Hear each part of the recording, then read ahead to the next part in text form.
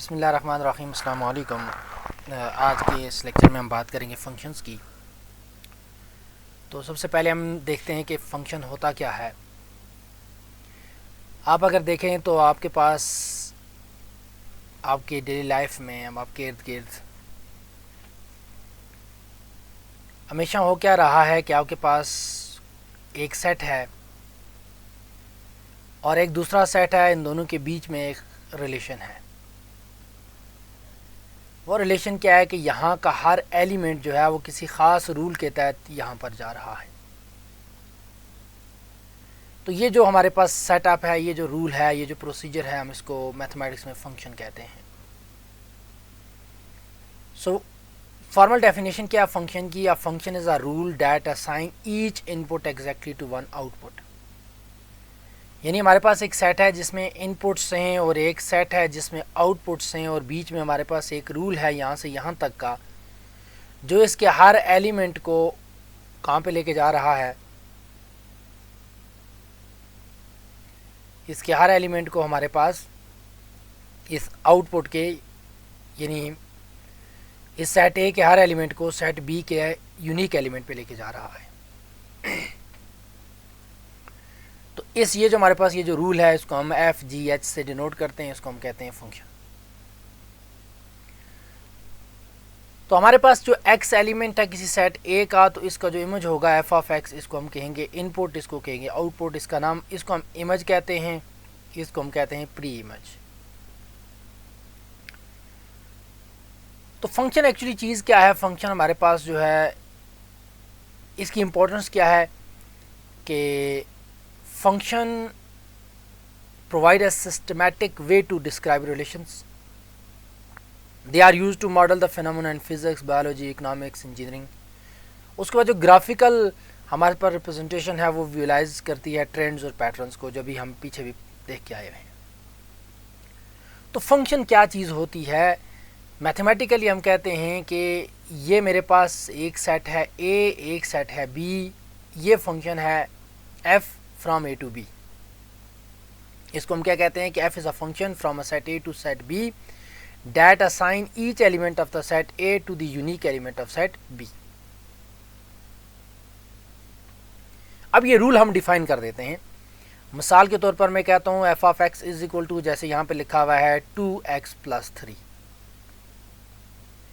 मिसाल के तौर पर हम एक टैक्सी ले रहे हैं और उसका ये है, वो कहते हैं कि जी हमारा 100 रुपीज़ हम फिक्स लेते हैं, और उसके अलावा हम क्या करते हैं कि 30 रुपीज़ पर किलोमीटर के हिसाब से पे करते हैं। यानी उसका जो किराया है वो क्या है कि 100 रुपया तो फिक्स है, और उसके साथ हम 30 रुपये पर किलोमीटर ले रहे हैं। तो इसका मतलब ये हुआ कि हमारे पास हम फंक्शन डिफाइन कर रहे हैं F of X is equal to 100 + 30x। अब अगर एक बंदे ने 2 किलोमीटर सफ़र करना है तो उसका किराया कितना होगा, 3 किलोमीटर सफ़र करना है तो उसका किराया कितना होगा, 4 किलोमीटर सफ़र करना है तो उसका किराया कितना होगा। तो ये हमारे पास एक फ़ंक्शन है। फंक्शन कहाँ से कहाँ तक है? फंक्शन मेरे पास सेट ए से सेट बी पे है, और सेट ए में मेरे पास डिस्टेंस है, और सेट बी में मेरे पास उसका किराया है। तो ये हमने एक फंक्शन की फॉर्म में लिख दिया। अब यहाँ पर आसान सा काम ये है कि अगर मुझे कोई कहे कि बंदे ने 10 किलोमीटर सफ़र किया तो किराया क्या बनेगा, तो हम सिंपली इस x को क्या करेंगे, इस x को 10 से रिप्लेस कर देंगे। जहाँ जहाँ x आ रहा है उसको हम 10 से रिप्लेस कर देंगे, इसको मल्टीप्लाई करेंगे तो हमारे पास इसका रेंट निकल आएगा, किराया निकल आएगा, जो हमारे पास जो फेयर है किसका, आपका टैक्सी का। इसी तरीके से आप बाज़ार में से कुछ चीज़ें ख़रीदते हैं या आप खाना खाते हैं। फॉर एग्ज़ाम्पल आप जाते हैं एक उस पर एक होटल पे जा रहे हैं, वो कह रहे हैं जी हमारे 200 रुपया तो सर्विस चार्जेस हैं, उसके साथ जो है ना हमारे पास खाना है, ठीक है। तो जितने बंदे खाना खाएंगे पर हेड जो है वो 300 रुपया है, तो 3x हो गया। अब ये मैंने फंक्शन डिफाइन कर दिया F of X is equal to 200 + 300x। तो इसका मतलब क्या हुआ? अब मेरे पास यहाँ जो सेट ए है उसमें पर्सन्स हैं, और सेट बी में मेरे पास क्या है, हमारे पास पैसे हैं जो हमारा बिल बना है वो पैसे हैं। तो इसका मतलब हुआ अगर मेरे पास एक बंदा होगा तो 500 रुपया, 2 बंदे होंगे तो कितने होंगे 700 रुपया, 3 बंदे होंगे तो अब जब मैं यहाँ 1 2 3 रखूँगा तो मैंने सिंपल इस x को रिप्लेस कर देना है। तो ये फंक्शन क्या है कि आपको फंक्शन डिफाइन करके दिया हुआ है। फॉर एग्जांपल मैं कहता हूँ कि f of x is equal to 2x + 3। अब f ऑफ 4 निकालना है तो हम जस्ट सिंपल क्या करेंगे, इस x को रिप्लेस कर देंगे। 4 से 2 फाइंड आउट करना है, f of 2, 3 f of 3, 4 5 f of 3, f of -2 जो मर्जी हो। तो हम सिंपल क्या करते हैं, उसको इससे रिप्लेस कर देते हैं, हमारे पास वैल्यूज़ आ जाती है। तो इसका मतलब है मेरे पास ये जो 4 आया और कामा 11 आ गया, तो ये एक ऑर्डर्ड पेयर बन गया जिसमें ये इनपुट थी, ये आउटपुट आ गई। तो हम ऑर्डर्ड पेयर की फॉर्म में इसको लिखते हैं। तो ये हमारे पास एक रिलेशन बन जाता है। किसका रिलेशन बन जाता है, इन दो क्वांटिटीज़ का इस फंक्शन के तहत।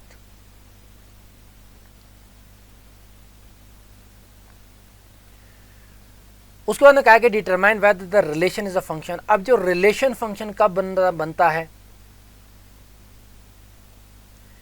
रिलेशन तो सबसे पहले हम देखें कि होता क्या है। एक सेट पहले होता है x, और सेट मेरे पास अगर कोई a है तो a क्रॉस a उसका कार्टेशियन प्रोडक्ट होता है, और इसका कोई भी जो सबसेट होता है उसे हम कहते हैं रिलेशन। इसका जो कोई भी सबसेट होता है उसे क्या कहते हैं, रिलेशन। तो रिलेशन फंक्शन है या नहीं है, उसके लिए हम ये देखते हैं कि हमारे पास डोमेन और रेंज क्या है। ठीक है, अब यहाँ मेरे पास ज़ाहिर हमें पहले तो ये दिया जाना चाहिए कि रिलेशन कहाँ से कहाँ है। ठीक है, तो उसमें हमने देखना है कि क्या हमारे पास इसकी सिर्फ एग्जैक्टली एक वैल्यू है, जैसे 1 के 1 2 है, 2 3 पे, 3 4 5 पे और 4 7 पे। तो कोई रिलेशन फंक्शन कब नहीं होगा, जैसे मेरे पास ये 1 2 पे और 1 अगर 3 पे भी हो, यानी 1 के 2 आउटपुट्स आ जाएं तो वो फंक्शन नहीं होता। जैसे अभी हमने बात की थी कि मेरे पास फंक्शन है f of x is equal to 100 + 30x, यानी किसी भी टैक्सी का किराया है। अब ये तो पॉसिबल नहीं है ना कि आप 5 किलोमीटर सफ़र करें तो 2 किराए नहीं आएंगे। 5 किलोमीटर आप सफ़र करेंगे तो उसके करस्पॉन्ड आपके पास सिर्फ एक ही रेंट आएगा, एक ही फेयर आएगा, उसका जो किराया आएगा एक ही आएगा। अगर आप 6 किलोमीटर जाएंगे तो एक ही आएगा। ऐसा नहीं होगा कि आप 5 किलोमीटर सफ़र करें तो आपके पास जो है वो किराया 200 भी बने और किराया 300 भी बने। तो ये तो हमारे पास कंसेप्ट है फंक्शन का। उसके बाद है जी domain and the range of the real value function. तो डोमेन और रेंज क्या होती है, डोमेन हमारे पास ये है कि जो इनपुट वैल्यूज़ हैं उनको हम डोमेन कहते हैं, और उन इनपुट से अगेंस्ट जो हमारे पास आउटपुट वैल्यूज़ आएंगी उनको हम क्या कहेंगे, रेंज कहेंगे। तो कोई भी फंक्शन है उसकी डोमेन और रेंज निकालने का तरीकाकार क्या है कि identify the operations that restrict, solve inequalities, express the domain in interval, use algebraic the graph, find the range. ये तरीकाकार हमारे पास डोमेन और रेंज निकालने का। ये मैं आपको आसान सा तरीका बता देता हूँ। आप सबसे पहले देखेंगे हमारे पास कोई फंक्शन जैसे f of x is equal to something आ रहा है जिसमें स्क्वायर रूट नहीं है और जिसमें डिवीजन नहीं है। ठीक है, a और b की फॉर्म में नहीं लिखा हुआ, f ऑफ a और f ऑफ b, आप इस तरह से। तो अगर तो फंक्शन मेरे पास ये रूट नहीं है और ये वाला भी नहीं है तो उसकी जो डोमेन होगी वो सेट ऑफ रियल नंबर होंगे सारे के सारे। और अगर मेरे पास वो फ्रैक्शन की फॉर्म में आए या जो है स्क्वायर रूट की फॉर्म में आए तो फिर वहाँ पर हम फंक्शन की डोमेन कैसे निकालेंगे। उसमें हम ये देखते हैं कि अगर मेरे पास फंक्शन फॉर एग्जांपल दिया हुआ है f of x over g of x, ठीक है, ये नहीं हमारे पास फंक्शन इस तरह का दिया हुआ है, तो हम ये देखेंगे कि ये जो नीचे वाली इसका जो डिनोमिनेटर है वो कहाँ कहाँ ज़ीरो है। जहाँ जहाँ वो ज़ीरो होगा उसको हम डोमेन से निकाल देंगे क्योंकि वहाँ फंक्शन अनडिफाइन होगा। बाकी जो बच जाएगी वो हमारे पास इसकी डोमेन आ जाएगी। और उसके क्रॉसपाउंड हम देखेंगे कि हमारे पास रेंज, ज़ाहिर रेंज जो है वो हम देखते हैं, उसके कोई इस तरह का रूल नहीं है, लेकिन यह है कि हम खुद ही वहाँ से अंदाज़ा लगा लेते हैं कि हमारे पास यहाँ कौन से नंबर आएंगे और कौन से नहीं आएंगे। और अगर स्क्वायर रूट आ जाएगा तो हम क्या करेंगे कि ज़ाहिर स्क्वायर रूट के अंदर अगर नेगेटिव आएगा, जैसे हमने कम्प्लेक्स नंबर में बात की थी, तो वो कम्प्लेक्स नंबर चला जाएगा। ठीक है, तो हमने ये देखना है कि यहाँ नेगेटिव नहीं आना चाहिए। तो इसका आसान तरीकाकार ये है कि आपके पास अगर स्क्वायर रूट वाले कोई फंक्शन दिया हुआ है जैसे f of x is equal to square root of x minus 3, तो इसमें आपने ये x माइनस 3 को ग्रेटर देन 0 रख लेना है और x ग्रेटर देन 3 हो गया। अभी हमने इनइक्वालिटीज़ एक पीछे लेक्चर में की हुई हैं। तो ये जो x ग्रेटर देन 3 है ये हमारे पास, यानी x की वो तमाम वैल्यू जो 3 से ग्रेटर होंगी उसके लिए हमारे पास, बल्कि लेस आर इक्वल टू 3, क्योंकि अगर 3 रखेंगे तो 0 आ जाएगा, तब भी ये फंक्शन डिफाइन है, तो ये इसकी डोमेन आ गई। तो इसको हम लिखते कैसे हैं, 3 ओपन इंटरवल से प्लस इन्फिनिटी, यानी 3 क्लोज इंटरवल से प्लस इन्फिनिटी ओपन इंटरवल तक ये मेरे पास इसकी डोमेन आ गई। और जब स्क्वायर रूट की बात आएगी तो इसकी जो रेंज आएगी वो हमेशा पॉजिटिव रियल नंबर्स आएंगे 0 से इन्फिनिटी तक। अच्छा, अब हमारे पास हमने ज़रा ग्राफ बनाना है, तो ग्राफ कैसे बनाएंगे, तो ग्राफ के लिए हम क्या करेंगे कि डोमेन में से जो है, जैसे हमारे पास यहाँ डोमेन हमने क्या कहा है 3 से ऊपर है, तो हम यहाँ डोमेन रख लेते हैं, यहाँ पर हम टेबल एक बना लेते हैं। तो ये एक टेबल बन जाएगा, इस टेबल में वैल्यू रख लूँगा 3, 4, 5, 6, 7, ठीक है। इस तरह की 3-4 वैल्यू रख लेंगे। यहाँ वैल्यू रख के हम y की वैल्यू निकाल लेंगे। ये मेरे पास x है और हमने वैल्यू किसकी निकालनी है, f(x) की। तो जब मैं x की जगह 3 रखूँगा तो 0 आ जाएगा, 4 रखूँगा तो स्क्वायर रूट 1 आ जाएगा जो कि 1 के बराबर है, और जब मैं यहाँ 5 रखूँगा तो स्क्वायर रूट 2 आ जाएगा, 6 रखूँगा तो स्क्वायर रूट 3 आ जाएगा, स्क्वायर रूट 4 यानी 2 आ जाएगा।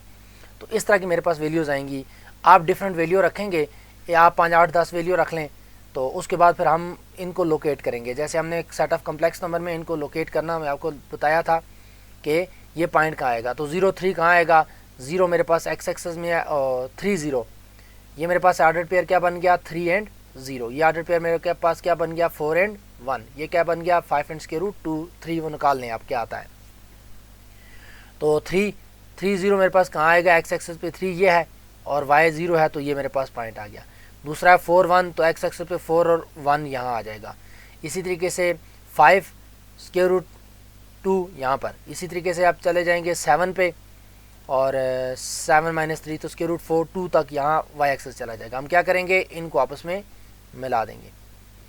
इन पॉइंट्स को जब आपस में मिलाएंगे तो हमारे पास क्या बन जाएगा, ग्राफ आ जाएगा।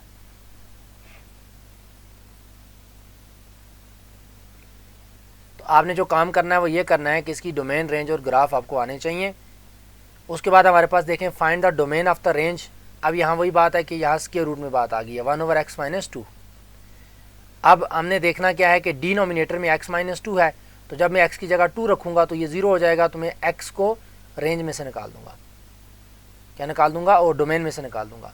तो डोमेन में से मैं 2 को निकालूंगा तो मेरे पास क्या होता है, ये -∞ से +∞ तक होती है सेट ऑफ रियल नंबर, ठीक है। यानी ये जो रियल लाइन है, हमने सेट ऑफ रियल नंबर में ये चीज़ें पढ़ी हुई हैं कि वो किस तरीके से हमारे पास नंबर जो है वो -∞ से लेकर +∞ तक होते हैं। अब इसमें से सिर्फ एक पॉइंट हमने निकालना है, तो वो एक पॉइंट जब आप निकालेंगे तो उसको ऐसे लिखेंगे कि -∞ से 2 ओपन इंटरवल। ओपन इंटरवल जो होता है उसका मतलब ये ऐसे 1, 2 है। इस ओपन इंटरवल का मतलब ये है कि इसमें ना 1 मौजूद है ना 2 मौजूद है, ठीक है। बाकी तमाम एलिमेंट्स हैं 1 और 2 के बीच में इनफाइनाइट रियल नंबर हैं। इसी तरीके से अगर क्लोज इंटरवल में 1 और 2 लिख देता हूँ तो इसका मतलब है कि इसमें 1 तो इंक्लूड है लेकिन 2 इंक्लूड नहीं है। तो 2 को निकालने का तरीकाकार क्या है, इसके 2 तरीक़ेकार हैं। या तो इसको मैं लिखूँ r माइनस करके, यानी ऐसे निशान डाल के इसमें से मैं 2 ऐसे कर दूँ, तो उसका मतलब है सेट ऑफ रियल नंबर हैं 2 को छोड़कर। या फिर तरीकाकार यह है कि मैं -∞ से 2 तक ओपन इंटरवल डाल दूँ और यूनियन 2 से +∞ डाल दूँ, तो इसका मतलब ये हुआ इसमें तमाम रियल नंबर हैं सवाए 2 के, क्योंकि 2 इसमें मौजूद नहीं है। और इसकी जो रेंज आएगी वो रेंज निकालने का तरीकाकार क्या है कि अगर फंक्शन ऊपर कांस्टेंट है, ऊपर फंक्शन कांस्टेंट है, तो ये हमारे पास इसमें तमाम सेट ऑफ रियल नंबर आएंगे 0 को छोड़ के, कि इसकी 0 रेंज कभी नहीं आएगी। लेकिन अगर मेरे पास ऊपर फॉर एग्जांपल x लिखा होता है, x डिवाइडेड बाय x - 2, या ऊपर हमारे पास कोई फंक्शन होता है इन टर्म ऑफ x, तो फिर इसकी जो रेंज होती तो वो रेंज पूरे सेट ऑफ रियल नंबर आ जाते हैं।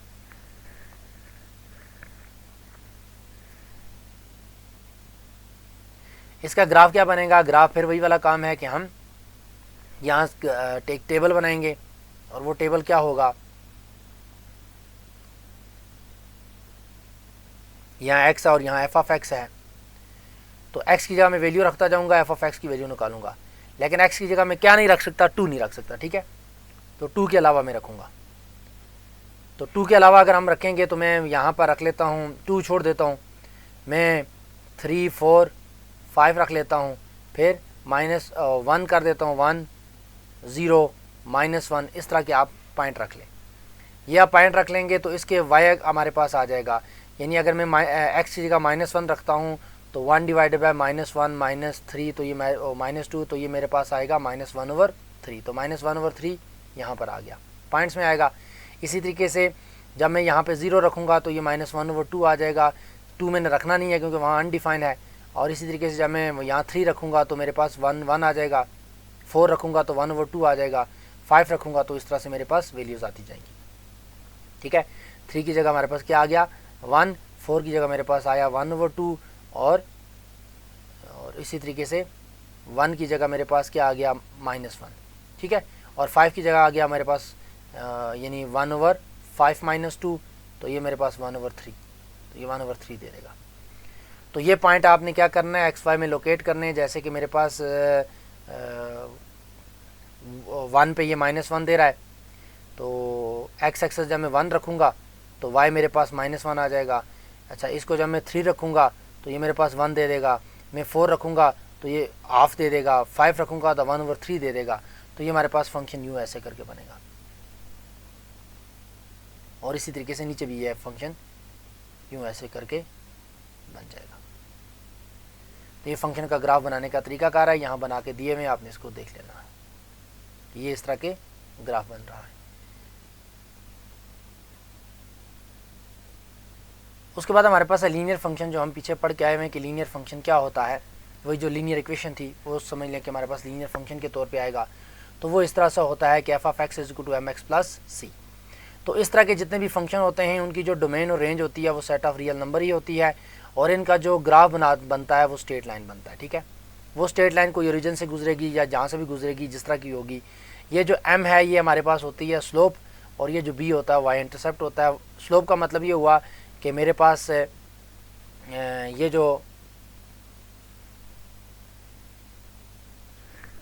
ग्राफ है ये मेरे पास एक शॉर्ट भी पड़ी हुई है, अगर आप उसको जाकर देख लेंगे मेरे ख्याल में 1 मिनट की है, उसमें आपको सारी बातें समझ आ जाएंगी कि किस तरीके से हम इस m को इंक्रीज़ करते हैं तो हमारे पास स्लोप कैसे इंक्रीज़ होती है। यानी ये एक्चुअली स्लोप है। अगर मैं इसको तब्दील करता जाऊंगा m को तो ये ऐसे स्लोप बनती जाएगी। ठीक है, और जो हमारे पास ये b है, b अगर 0 होगा तो स्ट्रेट लाइन जो है वो गुजरेगी ओरिजिन से, और अगर ये 0 नहीं होगा बिलफर्ज अगर ये प्लस है तो ये ऐसे गुजरना शुरू होगी, अगर ये माइनस होगी तो ये लाइन ऐसे गुजरना शुरू हो जाएगी। तो ये हमारे पास क्या है लीनियर फंक्शन है। इसका मैंने बता दिया कि मेरे पास ये जो m होगा ये हमारे पास स्लोप होगी, और ये जो b होगा ये होगा y इंटरसेप्ट। जैसे यहाँ पे 3x - 4 है तो इसमें हमारे पास इसकी स्लोप जो है उसको m से डिनोट करते हैं, तो स्लोप मेरे पास 3 आ जाएगी, और y इंटरसेप्ट इसका क्या है -4 है। इसी तरीके से कहा कि वैल्यूएट f(x) = -2x + 5, तो ज़ाहिर x की जगह मैं 0 1 2 3 रखूँगा तो y की वैल्यू f(0) की वैल्यू 5, f(1) की वैल्यू 3। इन पॉइंट्स को अगर आप ग्राफ बनाएं, कौन कौन सा मेरे पास ग्राफ अब ये बन गया 0 5, दूसरा मेरे पास आ गया 1 3, तीसरा मेरे पास आ गया 2 1, चौथा आ गया मेरे पास 3 -1। इनको आप जब एक्स वाई प्लेन पे वो करेंगे 0 5, इसका मतलब है 0 यहाँ 5 पे, 1 जो है वो 3 पे चला जाएगा, 2 है 1 पे है, और 3 -1 है, तो ये एक लाइन बन गई। देखें अब ये लाइन ऐसे आ रही है। उसकी वजह क्या है कि हमारे पास ये जो स्लोप जब नेगेटिव हो जाएगी तो स्लोप के नेगेटिव होने से क्या होगा, अब हमारे पास जो स्ट्रेट लाइन आएगी वो यूँ आएगी ऐसे, और अगर ये पॉजिटिव होगा तो स्ट्रेट लाइन मेरे पास यूँ आएगी।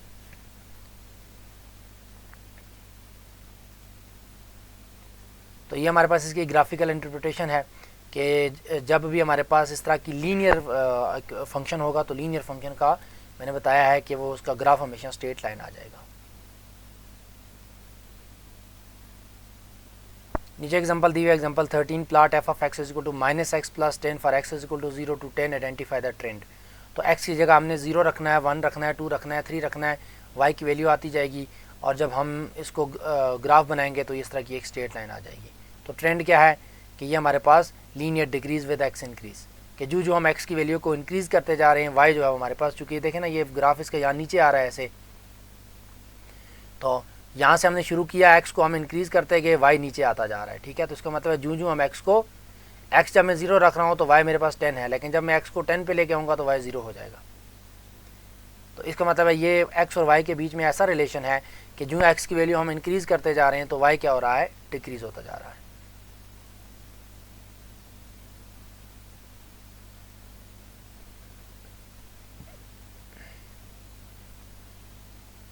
तो इस लेक्चर में हमने बात की है फ़ंक्शन की डेफिनेशन क्या है, रिलेशन क्या होता है, और उसके साथ साथ ये है कि हमारे पास ये इनपुट आउटपुट वैल्यूज़ क्या होती हैं, डोमेन रेंज क्या होती है, डोमेन और रेंज हम कैसे निकालते हैं अगर हमारे पास स्क्वायर रूट वाला फंक्शन आया हो या फिर हमारे पास फंक्शन जो है वो फ्रैक्शन में हो। और उसके बाद फिर हमने लीनियर फंक्शन की बात की, उसकी डोमेन और range set of real number होती है, और फिर हमने लीनियर फंक्शन के ग्राफ की बात की है, और फिर हमने जनरल फंक्शन की ग्राफ की बात की। कोई भी फंक्शन होगा उसमें आपने देखना है सबसे पहले उसकी डोमेन और रेंज क्या बनती है। डोमेन में जहाँ वो अनडिफाइन है वो हम बीच में से निकाल देंगे, बाकी हम एक्स वाई पेयर बनाकर उसको एक्स वाई में लोकेट, यानी सेट ऑफ जो एक्स वाई प्लेन है, जैसे कम्प्लेक्स नंबर्स को हमने लोकेट किया था, हमने कहा था कि ये यहाँ पर है, ये यहाँ पर है, यहाँ पर है, फिर उनको आपस पॉइंट्स को आपस में मिला लेंगे, आपके पास ग्राफ बन जाएगा।